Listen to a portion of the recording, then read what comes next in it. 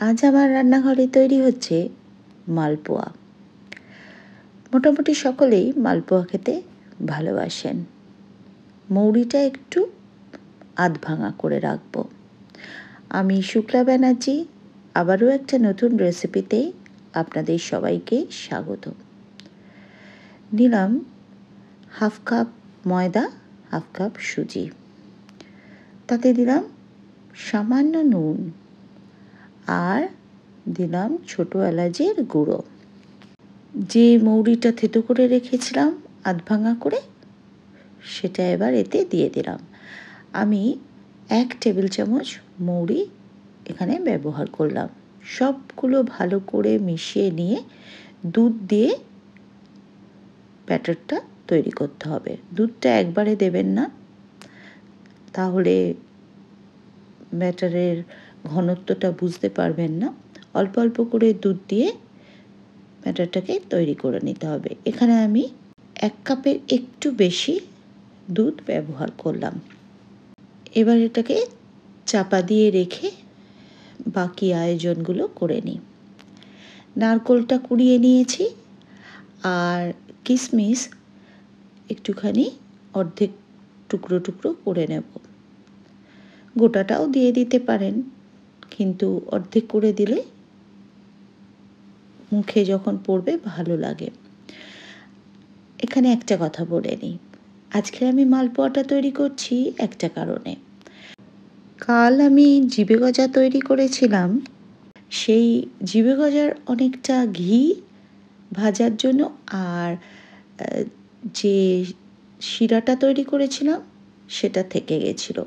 আজ সেই শিরার মধ্যে কিছুটা মিশ্রি দিয়ে শিরাটাকে আরেকটু বাড়িয়ে নিয়েছি। শিরাটা এমনভাবে তৈরি করতে হবে যেন খুব বেশি ঘনও না হয়, আবার খুব না পাতলাও হয়।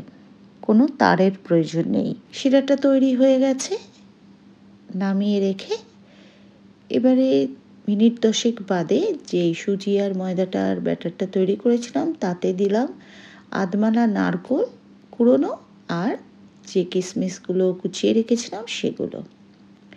এবার 1 হাতা করে ব্যাটার নিয়ে ওই ঘিতে ভেজে নেব। একটু লালচে করে অল্প আঁচে ভাজবো। আজ খুব তাড়াহুড়োর মধ্যে তৈরি করতে বসেছি মালপোয়া, সেজন্য এক একটা পরিমাপ এক এক রকম হয়ে গেছে। পরিমাপ বলতে মালপোয়ার মাপগুলো। সে যাই হোক, এই মালপোয়াগুলো একটা একটা করে ভেজে ভেজে সাথে সাথেই আমি যে চিনির শিরাটা করে রেখেছিলাম সেটার মধ্যে দেব। তার আগে বলি, শিরাটা কিন্তু অনেকটাই ঠান্ডা করে নিয়েছি, মানে অল্প উষ্ণ রয়েছে, সেই অবস্থায় এতে দেব, একদম গরম শিরা নয়।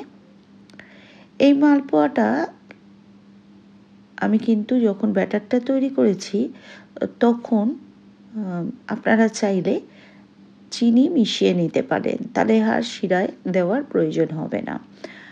আর তখন একটুখানি শ্যালো ফ্রাই করবেন, মানে ঘিটা ব্রাশ করে নিয়ে দিয়ে দিলেও হবে।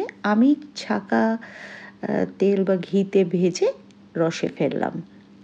ভীষণ নরম তুলতুলে হয়েছে, কিছুক্ষণ রসে রাখার পরেই কিন্তু একদম নরম হয়ে গেছে।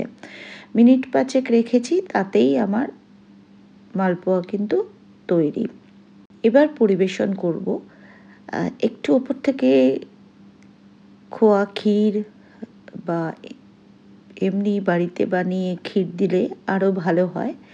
আমি আজকের বললাম তাড়াহুড়োর মধ্যে মালপোয়াটা তৈরি করছি, তাই আজ এমনিই রাখলাম মালপোয়াটা। খেতে এই মালপোয়া ভীষণ ভালো হয়, খেয়ে অবশ্যই একবার দেখবেন, খুব তাড়াতাড়িতে হয়। কখনো যদি এইভাবে বানান আমাকে জানালে আমার খুব ভালো লাগবে। আর যারা এতক্ষণ আমার সাথে থাকলেন তারা সবসময়ের জন্য আমার পাশে থাকার চেষ্টা করবেন এইভাবে। আর এতক্ষণ থাকার জন্য সকলকে অসংখ্য ধন্যবাদ।